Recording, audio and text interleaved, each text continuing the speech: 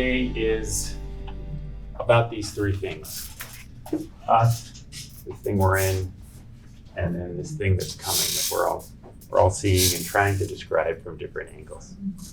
And I'm going to talk about these from a particular perspective called Evo-Devo, which is a philosophy of biology and an approach to the genetics of biology that emerged in the late 1990s.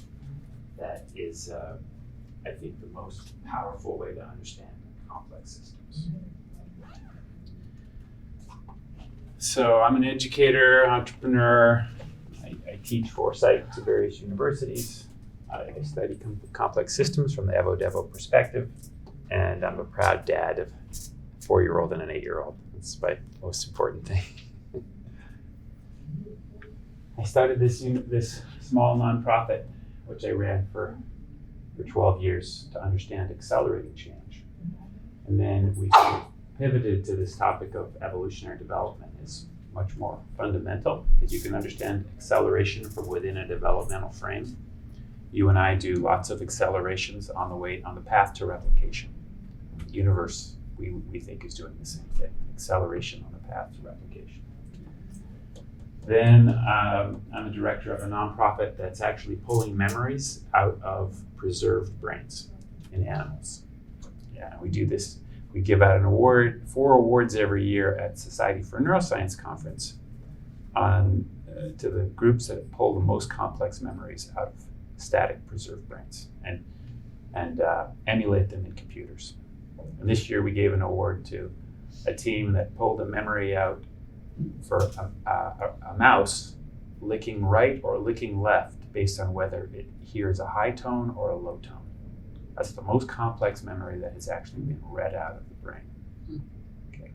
And it's unbelievable that our preserved static structure of our brain contains these complex memories. And we want to know whether in the future, if people do this, they'll come back. At the very least, will their memories come back? So we're trying to understand that. And then my little foresight group that I mentioned. John, could you speak up a little bit, please? Oh, yes, absolutely. Edward, is that right? Andy, sorry, Andy, I will. So, talk about these topics. If you go to this web link, foresightu.com/pubs, I have a book that I've written that kind of goes into all this stuff in more detail. It's an ebook you can get there at foresightu.com/pubs. So, humanity. The most exciting way to understand complex systems, in my perspective, is this fight between an evolutionary radiation, exploration, experimental exploration of phase space, and then a set of constraints that take all of the chaos out of the system and then hit a future target in a predictable way. The two best terms that biology uses for understanding that right and left hand of change are evolution and development. Okay. And here is a protein folding funnel. Proteins can fold in unbelievably complex ways, but in liquid phase, in your cells, there's always a low energy minimum that they reliably takes them to what's called tertiary structure. Opposing that are these kind of stochastic search forces like Darwin's tree of life. They're just going to explore every little phase space that they can and see if they can survive within it. Does that make sense? There's no direction to this other than expanding diversity, right? There's direction to this, but only in relation to a life cycle. Okay. You find this creating, sustaining, and adapting way of looking at things, right? The intersection being the adapting or the learning of the replicating system, right? You find this in basic physics. This is how fundamental this idea is. So, big part of our physics is stochastic in nature, in its dynamics. And then a special subset, relativity, classical mechanics, equilibrium, thermo, is highly predictable, right? But only in large scales, long time frames, highly predictable. Those two processes, people are trying to marry them in something called quantum gravity. And it's possible to never come up with an elegant way of doing it because they're actually two fundamental processes that kind of fight each other to create this life. Something that has this third perspective. Right? Really want to understand this way of thinking, look at two identical twins. Everything about them that is the same is developmental. Look at them up close. Their fingerprints are different. Their brain wiring is different. The way they think is different. The choices they make in life is different. Those are all driven by these evolutionary processes, these exploratory processes, right? And those two both are necessary to understand the complex system of us. One of the most amazing things, you look at genetics that control that. It's only about 5% of our genome controls those developmental processes we talked about. Highly conserved in nature. And it's almost the same in like worms as it is in us. In fact, in us, it just has a few extra layers that are added on top of it as that system cycles through continuously from the very first cells, right? All the rest have this ability to explore in each cycle, right? So that's what I call a 95-5 rule, right? Most things in nature are bottom-up, exploratory, evolutionary, creative. Special subset are developmental, predictable, cycling. Right? This has all been summed up in a beautiful word from the 70s called autopoiesis. Autopoietic system, this is two words I want to really get across today. Autopoiesis is the first, that's really cool. An autopoietic system is cycling, auto, and poetic, creative, self-maintaining, self-creating, right? All the interesting systems in our universe are varying and experimenting, replicating and self-maintaining, and then in the middle, they're learning and adapting, right? Okay. And there's a thesis that those systems actually outcompete all the other uses of resources, right? That system actually beats all the other ones because it's so good at maintaining its cycle. So the basic idea here is you can see these autopoietic processes in physics, chemistry, biology, society, and technology, right? You can look at the change happening from a tree-like perspective, from a funnel-like perspective, or from a landscape perspective with peaks and valleys, right? Person who saw this very early in my field, foresight, was Alvin Toffler. He wrote a book called Future Shock in 1970. And he said, the possible, the probable, and the preferable are the three fundamental ways to understand the future. It's called the 3Ps model, right? And that's kind of in the core of the book that you can download, my book, right, on foresight. And there's different groups in our organizations that like to do each of these things. And they're all really important. And I've got a lot on kind of how organizations can use these three corners of this Evo-Devo pyramid in my book. You can simplify this 3Ps model and say there's really three main actors you have to understand in complex systems. There's individuals, they're the experimenters and innovators. There's groups, they're the sustainers and protectors. They're predictable. That's what makes a group, whatever is predictable about a collective.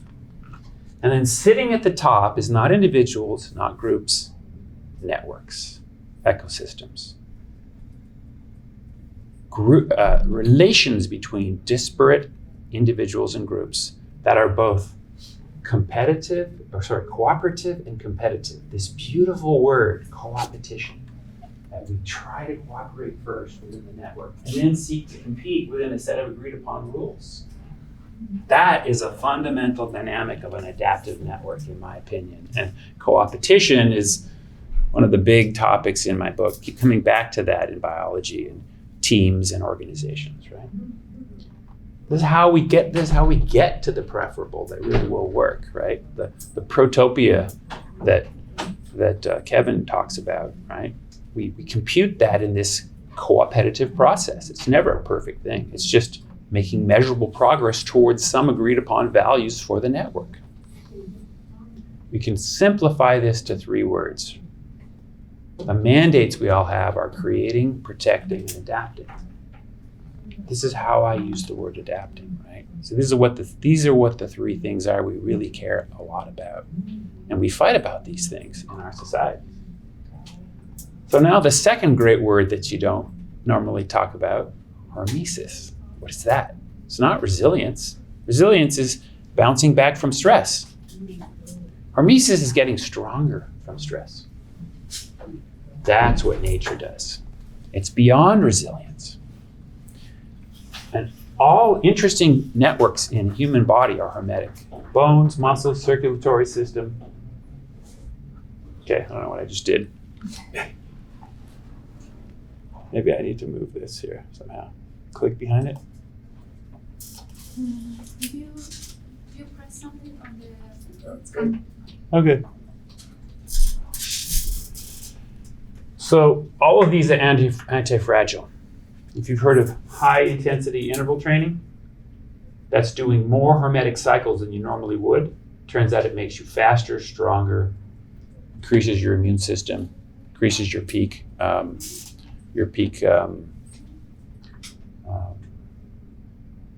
ability to recover from rest. You can recover in seconds instead of minutes. All those things come from hermetic processes, hermetic approaches to life, right?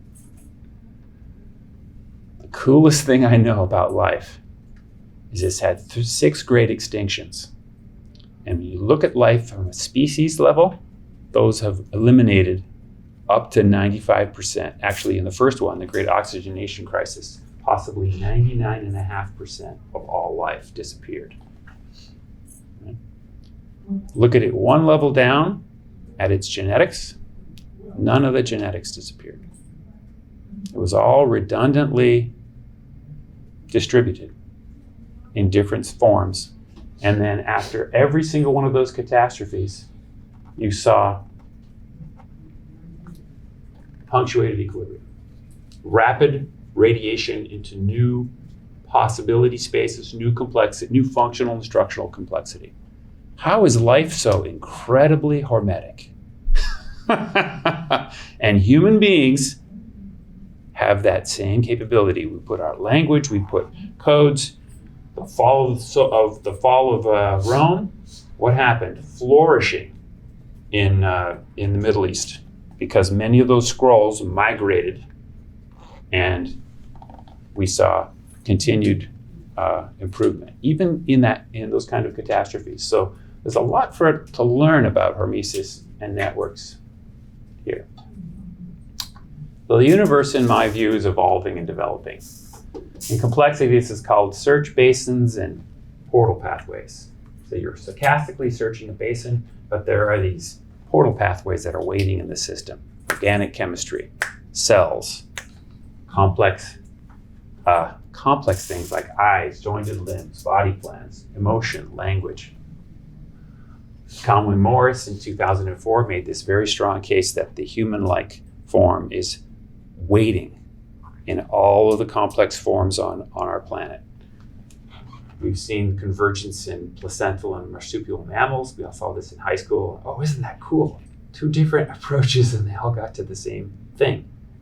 And of course, this is the famous study from 1982 that the dinosauroids would probably have emerged, right? Truden, the raptors in Jurassic Park, would have turned into something like us if the meteorites hadn't gone away. Why? Because they were already turning into that. They already had opposable claws, right? They were already moving to this upright position. Why? Because that's so particularly useful in environments of our level of complexity. It's a hidden developmental optimum at a given level of complexity in all universes of our type. You gotta have all those conditions to make these kind of claims, right? So now we get to the noosphere. The latest development. It's a network transition in my view. There's lots of things you can say about adaptive networks. They empower individuals over leaders. This is that 20-to-1, 95-5 rule. They're mostly bottom up. They champion diversity and interdependence. They experiment and learn from failure. They have these hormetic catastrophes, right? They try and build fair cooperative rules, transparency, trust. They grow redundancy, resiliency, right? And they get stronger under stress, right? And these are all examples of fantastic networks. And network science, in my opinion, is one of the key unlocks for the future of the noosphere, right? Which today is still a small, underfunded field, right? Network science. And then here we are in a new Cambrian explosion. What a crazy time, right? I fed in some of the N2 conference content into Adobe Firefly, and this is what I got. This is what Firefly thinks the noosphere is, right? Based on what we put on our website. How is the web so incredibly good, the technium, at doing this? It's a Cambrian explosion of possible use cases that we're just beginning to figure out still, right? But there's a lot of good happening there. Many people don't know that there's a truth graph under the Google brain. It doesn't exist in our toxic social media yet, but it exists in the Google brain itself. When it's cheap enough for us to put it in all of our media, then we'll have truth graphs too. And all the clickbait and the fake news, we'll be selecting it out just like Google selects it out on a search and puts all those websites that have factual inaccuracies far lower in the search and has done it for 8 years, right? You can graph anything, quantitate and rank any useful variable and connect those people sharing it. That's one of the things that this noosphere can do already, right? You can also map variables. Here's a map of crime by country, by county in America. Doesn't that just touch your heart and make you want to put resources into all of the darkest areas, right? Visualization and implicit prioritization is built in to any network graph on any variable. How amazing. What's coming on top of these simple GIS layers we have today, right? Sentiment, complaint, volunteering, projects, intention, all those graphs are coming. I'll be able to see everyone else's values, interests, goals that they're willing to share publicly. How will they do that? Using a tool like this, the personal AI, right? Right now, the AIs are in this top-down mode. The 5%, the corporate folks are using them. China's using it to control. They're moving to this commoditization world where every one of us will have something like this in our private cloud, helping us figure out what to swipe, what to watch, who to connect with, how to vote. It's going to be a part of us learning as fast as we do, but forever and faster eventually, right? Groups will outcompete unconnected individuals in that graph world. It's a concept called the group net, or remember the Dunbar number? A Dunbar number of cognitively and experienced diverse kids growing up. That 220 is going to totally outcompete a kid who's a soliton in that world, in my view. And that's very good for human interconnectedness and collaboration, in my opinion. And so now we get to alignment. If you want to align AI, we have to talk about intelligence, ethics, and security, at least those three variables. And I have a Substack on this that goes into these topics, right? So in intelligence, my thesis is the only way to really trust AI is to make it very much like us. We'll be selecting it. There's other ways to do it, but no other easy path.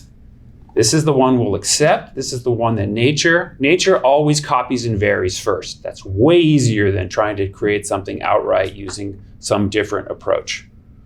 And if you can learn all these amazing things nature has already learned through this autopoietic path, relearn those things, it's going to outcompete, right? A collective network policing each other, becoming cooperative. ethics. This gentleman, John Haidt, founded moral foundations theory. He actually, if you read his book, The Righteous Mind, he actually found evolutionary and developmental values that seem to be common to all cultures. If you don't believe that, read the book. He didn't lay it out in this manner that I'm in because he's not an Evo-Devo thinker, but he found every single one of these except this one. They're all described in this book. 4 of them are adaptive, 2 are highly protective, and the right loves those. 2 are highly creative, and the left loves those. And in his last chapter, he's saying, hey, we all got to learn to get along because they're all useful values in different contexts. Is AI going to discover universal values? Is that how it will align itself to the universe, even if we're not smart enough to give it those values? Will it learn its way out of all of the biases that we train it to at the beginning based upon our own specific value specialization? That's the natural ethics thesis. Right? Read my Substack if you think that that's, plausible or not. All right, let me know. Natural security, the last one. We have to learn deeply from how natural immune systems work. Here's 10 different things that they have. And the last one, scale and variance.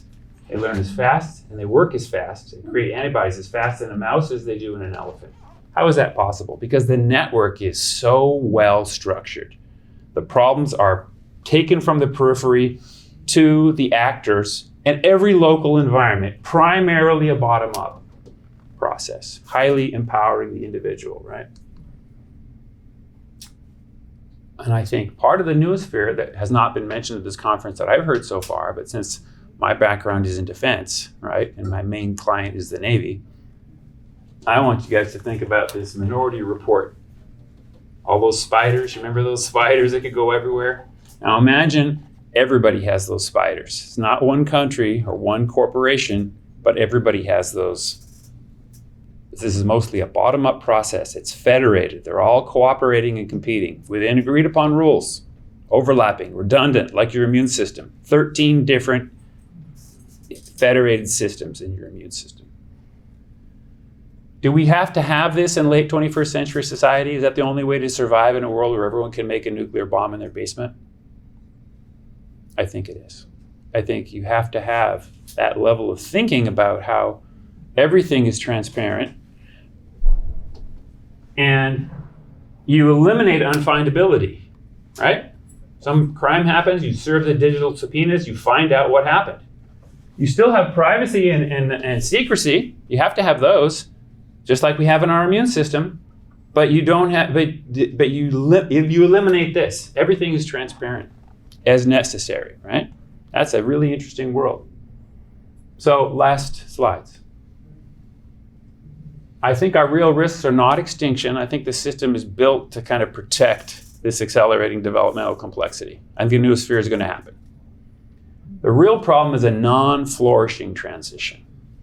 That's the one we should be talking about. Not being distracted by existential risks that don't exist or are so low probability they aren't what we should care about. We need to be talking about how the flourishing can wilt. Existing problems we have and all the ways these can keep us in traps. And we need a mostly bottom-up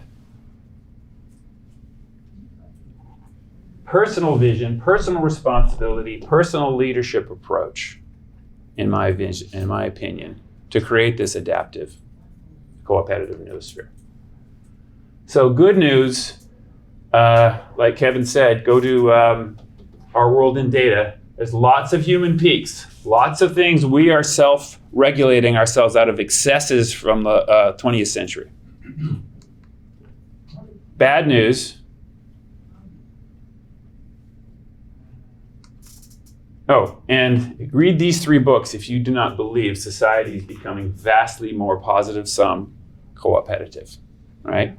2 books from the left and 1 from the right.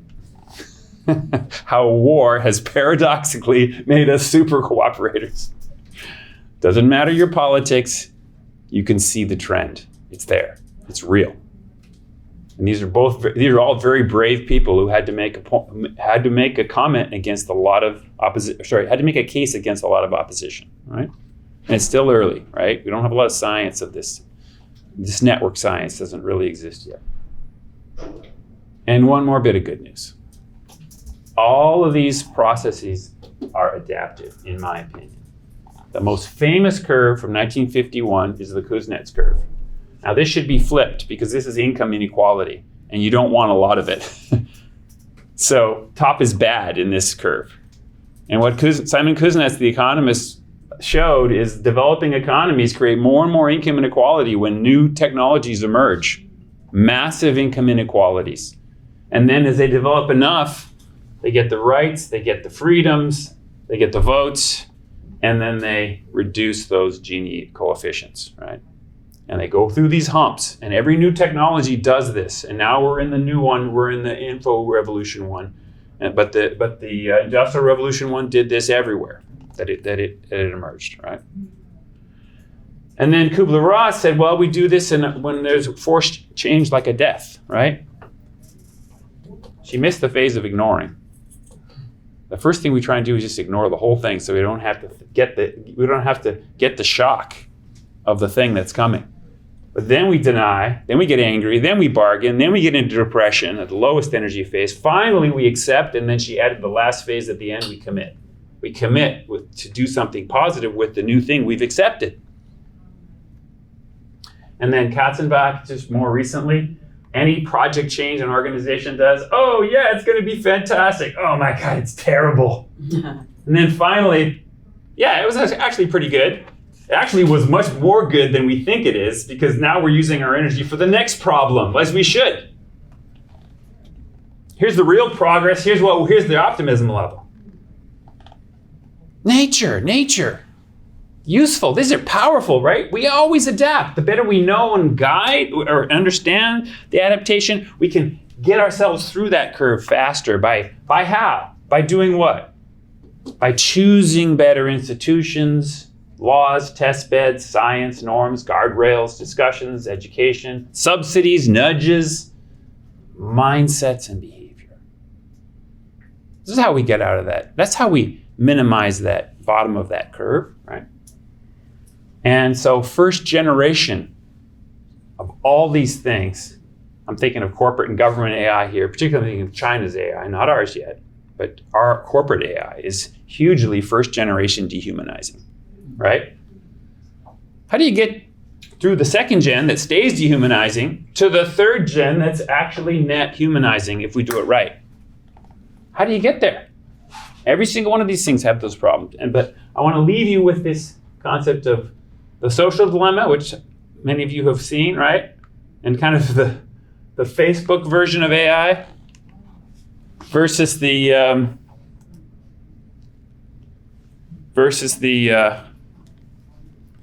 bottom-up AI. Inflection being the most well-known company, 1.3 billion of funding with their personal AI. That's extremely bottom-up, and everyone's going to have that. These two, this is a titanic battle between top-down and bottom-up that's coming. Most people don't even see it. It's coming, and the ones we're all going to trust are going to be the open source ones, not necessarily the ones built by the big, powerful companies, but the ones we can download off of GitHub that are taking all of our data and privately nudging us in an encrypted cloud, exactly like our email and text that no one has access to. And then we are deciding how much of that data, our values, our goals, our intentions, our complaints, we want to make public in the graph. Right? My friends, my parents, I'm going to give a lot of it because I trust them very deeply. With the world, with Google, with whoever, with Amazon, I'm going to give a small subset, just enough so that I can find all the other actors who are working with me on the particular thing that I care about. So now we have something that looks very much more like how humans connect with each other. Now we have a third generation approach, in my view, to better choices. So for me, this is really the big one that's coming, because that's going to really change the nature of this interconnectivity and get us to that potentially more flourishing world with the right choices. Thank you.